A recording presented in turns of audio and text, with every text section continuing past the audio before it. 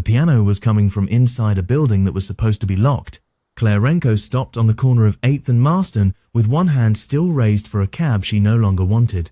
It was a Tuesday in late November, 4:15 in the afternoon, and the wind was peeling old flyers off the boarded windows of the St. Brigid Methodist Church across the street. She had walked past St. Brigid 100 times. It had been closed for 2 years. The diocese had sold it to a developer who had not yet decided what to tear it down for. The wrought iron gate had a chain on it the thickness of her wrist, and from somewhere behind that chain, very clearly, someone was playing the second movement of the Schumann Fantasie in C major. Claire was 43. She had reviewed concerts on 3 continents for 19 years.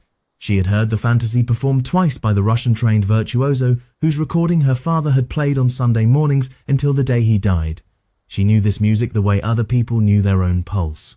Whoever was playing it inside that locked church was simply better. She forgot the cab. She forgot the 4:30 interview. She crossed the street through honking traffic with her coat unbelted, dropped to a crouch beside the chained gate, and listened with her ear flat against the cold iron. The pianist took the descending arpeggio in the left hand at exactly the tempo Claire had always believed it should be played slower than the famous recordings, more grieved. The right hand answered with a singing line that hung like a question, then resolved into the modulation a maestro at Juilliard had once called impossible to play without bruising it. This pianist did not bruise it. He laid it down the way a man lays a wedding ring on a dresser when his wife has died. Claire stood up. Her hands were shaking. She walked around to the side of the church. The side door had once been painted green. The paint was almost gone. A cheap chrome padlock hung open from the hasp, swaying. The door itself stood ajar by an inch. The music was louder here. The Schumann moved into its central section, the famously difficult one, where the left hand has to leap while the right hand sings, and the pianist inside did not falter on a single leap. Claire's ear, 20 years sharpened on every miscarriage in major concert halls, could not catch him out. She pushed the door open. The nave was almost dark. The stained glass windows had been boarded from the outside, but a few high panels still let in dirty November light, and dust hung in the bars of it like slow snow. Pews were gone. The floor was bare wood, scarred where the pews had been bolted down. At the front of the church, where the altar had once stood, there was now nothing except an upright piano with a cracked cabinet pushed against the back wall, and a young man on a folding chair playing it with his eyes closed. He did not hear her come in. He was perhaps 32, dark hair uncut over his collar, a quilted brown coat too thin for the weather, jeans worn pale at the knees, work boots without laces. A canvas duffel bag sat half open on the floor beside the piano, the corner of a sleeping bag, a paperback, a folded blue blanket. On the lid of the piano, weighted by a small stone, lay a sheaf of music paper, the staves drawn by hand in pencil. He was playing from memory. Claire stayed at the back of the nave and made herself small. She had spent her professional life ushering audiences in and out of concerts. She knew exactly when not to breathe. He took the recapitulation of the second movement, and then, instead of stopping, he went straight into the third, into the slow, hymn-like coda Schumann himself had once described as a star sinking into a great quiet sea. He played it like a man who had lived inside that sentence. When he reached the long-held chord at the end, he did not lift his hands. He let the sound die under his fingers, the way you let a small bird die in your hands, gently, refusing to drop it. Then he opened his eyes and saw her. He flinched the way a deer flinches. His chair scraped backward an inch. His left hand came off the keys and went, automatically, to the strap of his duffel bag. "I'll go," he said. "I'm going. I'm sorry." "Please don't," Claire said. He froze with his hand on the strap. "My name is Clarenko. I review music for the Tribune. I was outside on the street. There's no service here," he said. His voice was hoarse, low, careful. "The building's empty. I'm not stealing anything. The piano is already here." "I know. I'll be out in 10 minutes. Please don't." He looked at her for a long moment without moving. He had grey eyes, very steady, with the particular tiredness of a man who has been calculating safety for a long time. She saw him decide that she was not city, not police, not anything that could put him back outside before dark. "What do you want?" he said. It was not a question. "I want to know your name," Claire said, "and I want to know where you learned to play Schumann like that." He looked down at the keys. He had long fingers, knuckles a little swollen with cold. The nail of his right thumb was bruised black. "Adam," he said. Adam Lyle. And the Schumann? He took a breath, and then he laughed once, quietly, without amusement, and the laugh broke something open in his face. That is the longest story I know, Miss Renko. I have time. He shook his head slowly. You don't, he said. Not for this story. But he sat back down at the piano.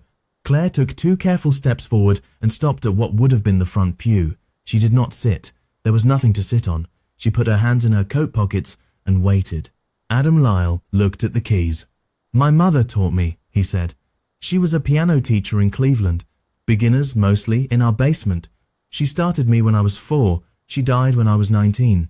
I had a full scholarship to the conservatory in Boston. I was supposed to graduate and play the Schumann for my recital. He swallowed. I made it to the recital. I did not make it through. After that, there was a hospital. After the hospital, a brother who tried for 2 years to make me stable. After the brother, a series of rooms that got smaller. After the rooms, the street. How long? Claire said. On the street? She nodded. Coming up on 6 years. She felt the cold of the floor through her shoes. And the music? He shrugged. I find pianos. There used to be one in the lobby of the old hotel on Carver. The bus station had one for a year. The Salvation Army has one on weekends if I get there before 9.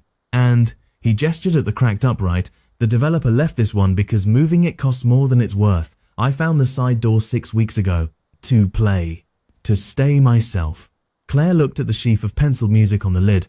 What is that? He went still. Mine, he said. What do you mean, yours? I mean I wrote it. Claire felt the air in the church get smaller and clearer at the same time. May I see? He hesitated, then handed her the top page. The notation was careful, ruler drawn, slow. The title across the top, written in the same patient pencil hand, said, Sonata for the Unhoused, Movement 1. The tempo marking said, Andante, with dignity. Claire's eyes blurred over the staves. How many movements? 3. The third isn't finished. I write what I can carry in my head between Mondays. I lose pages sometimes. You wrote a sonata. I wrote what I had to write. It wasn't a choice. Will you play it for me? He looked at her then with something Claire would remember for the rest of her life. It was not gratitude. It was not even surprise. It was the look of a man who had been so long unseen that being asked for a thing felt physically strange, like the body remembering an old motion. He nodded once. He set the page back on the lid. He put his hands above the keys. He closed his eyes.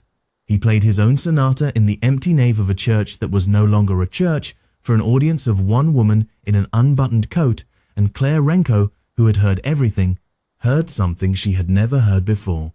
The first movement opened on a single repeated note in the right hand, the way a heart beats when you are trying not to panic.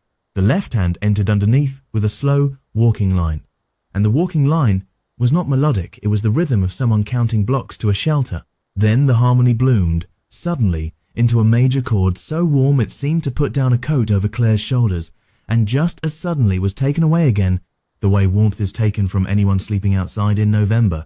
The whole movement was that argument.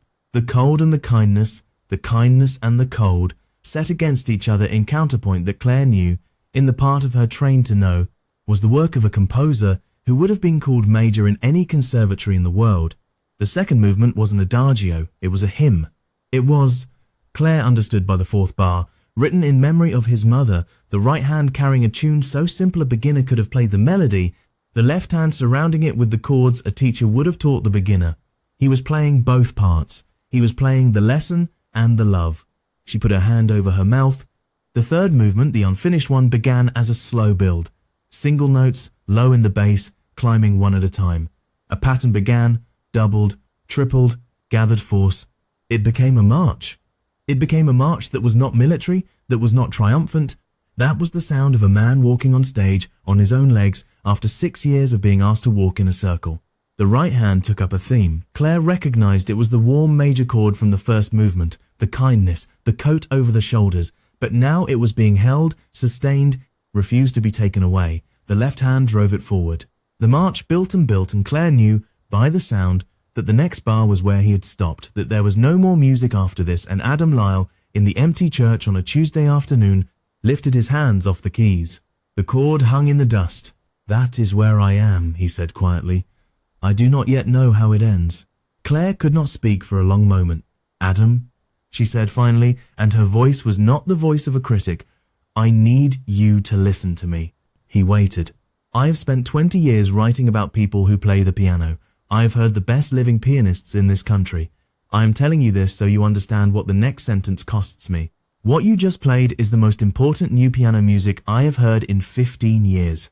And what you played before it, the Schumann, was the finest performance of that piece I have ever heard in person. Do you understand what I am telling you?" He looked at the floor. "I understand that you are very kind," he said. "I am not kind. I am a critic. I am paid not to be kind." He almost smiled. "Adam, I am going to do 2 things. Will you let me?" "What things?" "I am going to call a friend of mine. Her name is Margaret Hahn. She runs an artist's residence on Sumner Street. There is a clean room there tonight, with a bed and a door that locks from the inside. There is also a small upright piano in the common room. She owes me a favor." He did not move. "And the second thing? The second thing is, I am going to write about you, not as a charity story, as a music story. I am going to put your name and your sonata in the Tribune on Sunday. I am going to put it in the music section, where it belongs. I am going to bring my recorder back here tomorrow, and I am going to ask you to play the first 2 movements again so I can describe them properly. And then I am going to make a single phone call to a friend at the Marston Hall who programs new American music, and I am going to play him your second movement on a speaker over the phone, and he will book you. He will book you within an hour. Adam, I will not have to argue." Adam Lyle was crying without sound. He did not lift his hands to his face.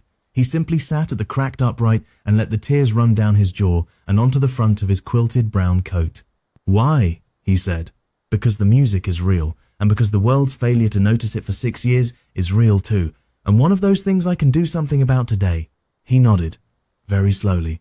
"And, Adam," Claire's voice steadied, "I am not rescuing you. I want you to hear that. I am a journalist who heard a piano through a locked door and walked through it. You are the one who kept the music alive in there for 6 years with no one listening. That is not a thing I can give you. That is a thing you already did."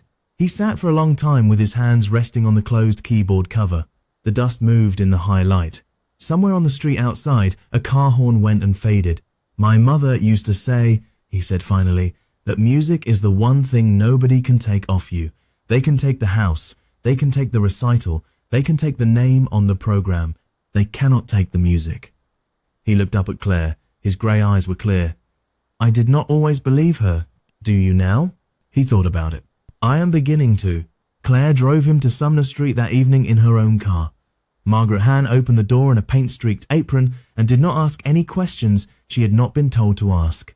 The room had a bed and a small desk and a window that looked into a courtyard with a magnolia tree in it. The common room piano was a battered Yamaha that had been donated by a high school.